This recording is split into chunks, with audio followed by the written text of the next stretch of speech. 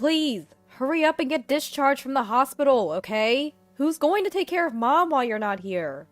Edward said to me as I lay on the hospital bed. I've had enough. I'm not living just to take care of her. My name is Kimberly, and I'm 32 years old. I've been married to Edward for 3 years now. After graduating from vocational school, I worked as a nurse in a hospital. The irregular working hours, demanding patience, and physically taxing nature of the job were tough. But still, being involved in saving people's lives was rewarding. I was busy, but living a fulfilling life. I met Edward at a party I was invited to by a friend 4 years ago. Though there are some nurses who end up marrying doctors from the same hospital, it's generally a female-dominated workplace. So for nurses, parties are a common way to meet people. We just happened to sit next to each other and got close as we talked. We clicked and exchanged contact information that very day. From there, things moved quickly. We started messaging each other, went on several dates, and naturally became a couple. Edward and I share hobbies like reading and watching movies. Most of our dates were spent relaxing at home. We didn't have incredibly exciting conversations, but we enjoyed reading our favorite books together. I found that atmosphere very comforting, and I think Edward did too. Less than a year into our relationship. "Aren't you going to get married?" he proposed. The setting was Edward's house, after we had dinner together. Sitting across from each other at the dining table, Edward unexpectedly popped the question. I was so happy with the casual way he asked, and I knew that if I was going to get married, it had to be with him. I would be honored. So I said. Once we were finally engaged, we decided to have a family meeting. Edward and I had another thing in common besides our hobbies. Both of us had only one parent. My parents divorced when I was little. I never really knew the details of why my mom divorced, but despite being a woman alone, she raised me until I became an adult. I'm forever grateful to my mom. However, the small sense of inferiority from not having a father always lingered in my heart. Perhaps that was one reason I decided to marry Edward. I deeply longed for a family where nothing was missing. When I told my mom about getting married, she was overjoyed. Edward's parents had also divorced when he was in middle school. The first time I met my mother-in-law Sabrina, I was quite nervous, but she warmly said, "You're Kimberly, right? Please take care of Edward." Sabrina easily accepted our relationship. Above all, she seemed genuinely kind, which put me at ease. I felt so happy and reassured. I thought I was one step closer to my dream family. Or so I believed then. At this time, for a while after getting married, life was blissful. I continued working after marriage, and our life felt just like before when we practically lived together. Edward and I enjoyed our calm and comforting routine. We mostly relaxed at home during weekends, occasionally going out shopping. Our pace was unhurried, almost old-fashioned. I imagined once we had kids, this would change, but for now, we enjoyed our laid-back life together. However, 2 years into our marriage, Edward approached me with something. "The thing is, my mom has always had back issues, but they've gotten significantly worse lately. Living alone seems to be getting tough for her. She's expressing a desire to live with us." "She wants to live with us? Sabrina does?" "Yeah, she says it's hard even to go to the hospital alone." "But I work during the day, and sometimes I have night shifts. Even if she moves in, wouldn't her situation remain pretty much unchanged?" "That's why I wanted to discuss something with you." Edward hesitated before continuing. "Could you consider quitting your job? I got a raise recently, and with my mom's pension contributing half for rent, I believe it'll be enough for the 3 of us." "But..." "Please, I promise to handle our finances well. You mentioned before about wanting to be a homemaker when we have kids. I'm asking for my mom. Please." It's hard to resist such a plea. If I refused, it would seem as if I was dismissing Sabrina. I felt I had no choice but to agree. Of course, I didn't want to quit my job, but more than that, I didn't want to disrupt the life Edward and I had together. But thinking of my own mom, I knew I'd want to help her if she were in need. I decided to quit my job and live with Sabrina. Originally, Sabrina and I only met a few times a year. Like Edward, she wasn't one for unnecessary chatter or engaging in lengthy conversations. However, she was considerate, and I wasn't too worried about that. I thought we could make it work. Once I was ready, Sabrina immediately moved out of her apartment and came to live with us in our condo, bringing along her few belongings. This marked the beginning of our hellish cohabitation, with me quitting my job to become a homemaker and living with Sabrina. At first, Sabrina was somewhat reserved, but that lasted only a few weeks. She soon revealed her true colors. "Kimberly, I want to go to the hospital. Can you drive me?" Sabrina had hospital appointments twice a week. The frequency wasn't the issue. It was the distance to the hospital that was the problem. The drive was nearly an hour each way. After driving her there, I couldn't leave because I would have to wait for her appointment to finish. I would just sit in the car, waiting. When the appointment was over, she would get in the car, and without a word of thanks or even apology for the wait, she would say, "Let's go." Not a single word to thank you for keeping me waiting. She sat in the back seat like she was some company executive or a congressperson. When did I become Sabrina's personal staff, her private driver? And that's not all. She even complained about the music I played in the car. "The music you play is barbaric. It's driving me crazy. What is this? It's unbearable. Turn it off right now. I brought a CD today, so play this instead." And out comes a top 10 oldies CD. I'm fully aware that there are good oldies songs, but listening to them on repeat was driving me insane. After the 2-hour round trip, by the time we got home, it was already evening. Without a break, I had to start preparing dinner, cleaning the bathroom, and folding the laundry. All the while, Sabrina, claiming back pain as an excuse, didn't lift a finger to help. Instead, she would be in her room, watching TV and laughing out loud. Edward had been promoted, which was great, but it also meant more work and responsibility for him, and he often had to work late. This meant that most dinners were just Sabrina and me. But Sabrina is a picky eater. She can't eat meat at all, and she's picky about vegetables too. I always had to take her likes and dislikes into account when planning the menu for dinner, which turned out to be more of a hassle than I thought. Edward and I aren't picky eaters, and we both love meat. So, when we wanted to have a meat dish, we had to change the menu to accommodate Sabrina.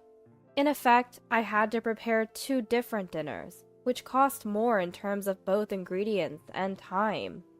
And Sabrina was picky about seasoning too.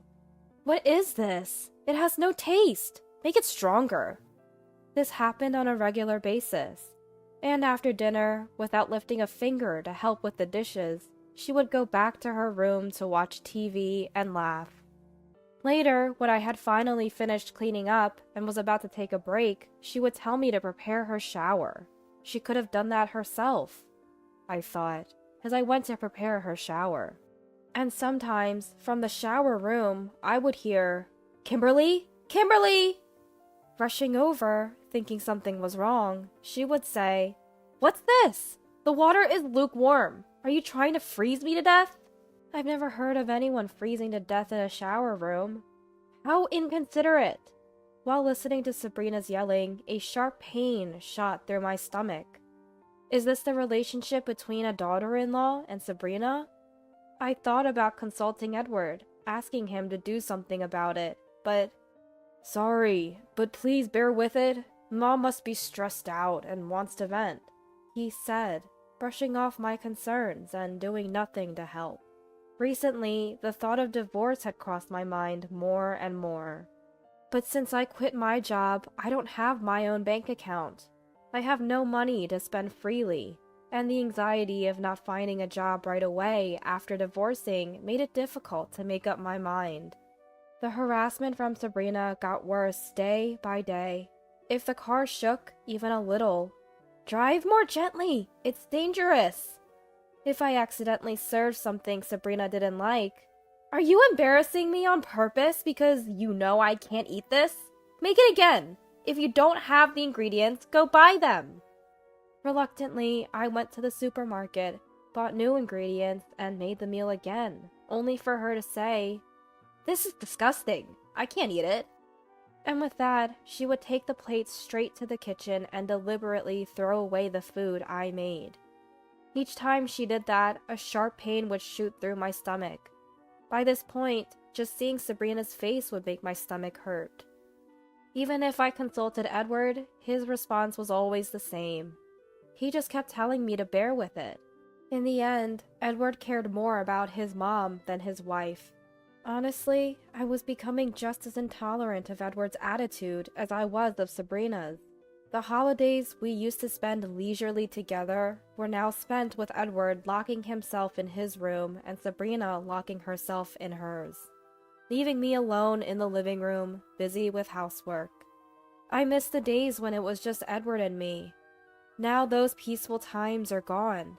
What did I get married for? And then one day, my body reached its limit. One morning, after seeing Edward off, I stood in the kitchen to prepare Sabrina's breakfast when a pain I had never felt before attacked me. Being a former medical professional, I knew immediately that something was wrong. Bearing the unbearable pain, I called an ambulance myself. Sabrina just looked on with disinterest. The doctor diagnosed me with stress-induced gastric ulcer. No wonder it hurt. Apparently, I need to be hospitalized for about 2 weeks. When I called my mom, she came right away, even though she was far away. Seeing my mom for the first time in a while, tears overflowed. I told her everything. About Edward, about Sabrina. She just listened kindly, and my heart felt much lighter. In the end, Edward and Sabrina didn't even come to the hospital that day. Only my mom stayed by my side. The next day at noon, Edward finally showed up. What showed on his face was not concern for me, but rather fatigue. The first words out of his mouth were, "When can you be discharged?" Is that really the first thing you're going to ask? I was terribly disappointed.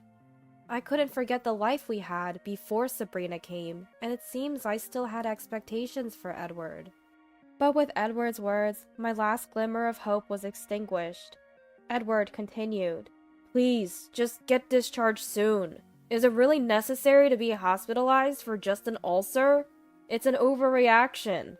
Who's going to handle the housework and take care of Mom while you're gone?" As Edward rapidly spoke, I felt my heart growing cold. He said what he wanted, then promptly left. Once I'm discharged, it's back to that life, isn't it? The thought made my stomach hurt again. With Edward gone and alone in my hospital room, my resolution strengthened. 2 weeks later, my condition was stable, and I was ready to be discharged. During my stay, Mom visited several times, kindly taking care of my needs. Edward only came twice, asking each time, "When are you getting out?" That was all he seemed to care about. His attitude made me wish he wouldn't visit anymore. At least he came to pick me up on the day of my discharge. In Edward's car, I returned home for the first time in a while. "Kimberly, I'm counting on you again. Take it easy since you just got out." "For what?" "You know, house chores and looking after Mom." "Right." Once we arrived home, Sabrina was waiting as if she expected us. "You're finally back? While you were gone, Edward took care of everything, so you better show some gratitude. You'll have to work a lot to make up for your rest." There was no hint of concern for my health in Sabrina's demeanor. On the contrary, I could clearly see her intent to make my life even more miserable than before. "That's right. After all, you didn't need to be hospitalized for just an ulcer. You've had enough rest, so you better get back to work." Edward looked just as sinister. Neither of them had any intention of celebrating my discharge. Moreover, they didn't even care about why my ulcer had become so severe in the first place. Soon, I was back to my old routine. Driving Sabrina around, preparing meals, cleaning the bath, doing the laundry, and enduring Sabrina's torment. In no time, I was back in the depths of this hell, but I didn't let Sabrina's antics bother me as much. Unbeknownst to them, I had been secretly planning something during this time.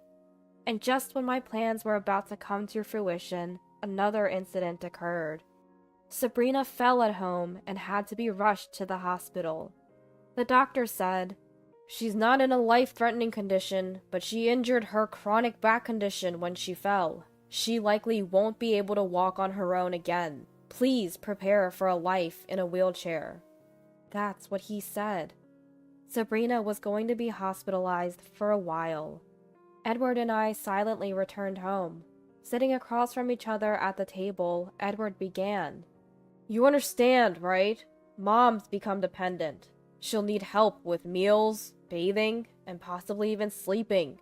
I'm counting on you to care for her." I had anticipated Edward saying something like this. I wasn't surprised, nor was I disappointed anymore. I replied calmly, "I'm sorry, but I have no intention of taking care of Sabrina." "What are you saying? If you don't do it, who will? It's your responsibility." "No, I've had enough of taking care of her." Edward was determined to push the caregiving responsibility onto me. My answer took him by surprise initially, but gradually his expression turned to anger. He yelled at me, "If you really hate it that much, it's divorce! Divorce! Get out! What are you going to do? Choose between caregiving and divorce." I nodded strongly, as if I had been waiting for him to say that. "All right then, divorce it is." "What did you just say? Are you serious? You have no money, no job, and no house. What are you going to do when you leave here, huh? What are you going to do? Tell me." Edward was still acting all high and mighty, but I could tell that deep down, he was truly shocked. "Well, that's tough, but it's better than being here. So will you sign this for me?" With that, I handed Edward the divorce papers, which I had already signed. "Whoa, wait a minute. Are you really going to go through with a divorce? Don't act tough. Where are you going to go?" "Anywhere is fine. Now will you hurry up and sign the divorce papers? You are the one who brought it up after all." Edward was panicking, but since he was the one who brought it up, he had no choice but to sign the divorce papers. I snatched the papers from him and headed towards the entrance. After putting on my shoes, I turned to Edward and told him, "Just like you said, I didn't have money, a job, or a house before. But did you notice? While I was hospitalized, Mom came to visit me all the time." "Yeah, I guess so." "Mom listened to my story and offered to help. You didn't know, did you? My mom is the head nurse at a local state university hospital." "What?" "And since Mom has a lot of connections, she quickly reached out to her acquaintances when I told her I was looking for a job. I really owe Mom a lot for helping me out this time. She introduced me to a job and even lent me the initial cost for renting an apartment." Edward seemed to have realized too late that he was being left behind. He glared at me with resentment. Just then, my mobile phone rang. It was a call from Sabrina. "Kimberly, bring the things to the hospital." Sabrina was apparently still planning on bossing me around, even from the hospital, but that wasn't going to happen. "Sabrina! Oh wait, I mean, ex-husband Sabrina. Sorry." "What?" "I just had Edward sign the divorce papers, so you and I are now strangers. So could you please ask Edward for favors instead?" "What the hell? I didn't agree to any divorce. This is a joke, right? Bring the things now." I took a deep breath and yelled back at her, "Shut up! I'm telling you, I don't want to take care of you anymore. If you want someone to take care of you, ask your dear son." Sabrina was taken aback for a moment on the other end of the line, but she had more guts than Edward. She screamed back at me. I ignored her and hung up the phone. And then I blocked her number. So, with that said, goodbye. Take care of it yourself. "Wait! There's no way I can take care of Mom. Please, please, Kimberly.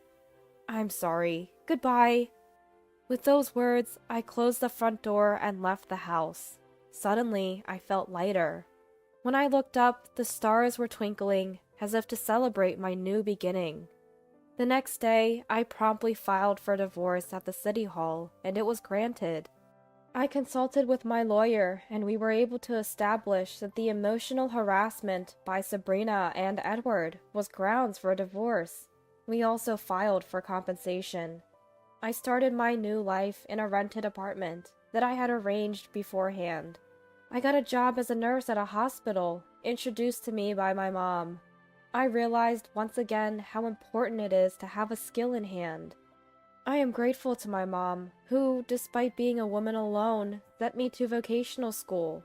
Returning to society made me a bit anxious, but it was a piece of cake compared to living with Sabrina. I can't thank my mom enough for all the trouble I've caused her. Once things settle down, I'll take her on a trip. Time flew by as I got busy with work, and before I knew it, months had passed since the divorce. Then one day, I received a call from Edward while I was at work. Kimberly, long time no see. How have you been? Actually, I need your help. I'm going to be hospitalized. I've been feeling tired from caregiving and my stomach has been hurting. When I went to the hospital, the doctor recommended that I be admitted. So, could you help me with things around here? I'm asking you, please. What are you talking about? I'll return the words you said to me before. Just because your stomach hurts doesn't mean you should indulge yourself and be hospitalized. There's no need for that. I was wrong. I was a fool back then. I've reflected on my actions. I finally understand how you felt back then. I'm really sorry, okay? Mom has decided to enter a facility. So what do you say we live together like we used to? Taking it easy? No, thank you. I'm busy. And if you want to talk to me, pay the compensation you owe me first. With that, Edward was left speechless, and I hung up the phone. There's no way I would consider reconciling, but I can understand how living with Sabrina could give him a stomach ulcer. I don't want to become like them, so maybe I'll send him some flowers. With that thought, I searched for a nearby florist on my mobile phone and went back to work.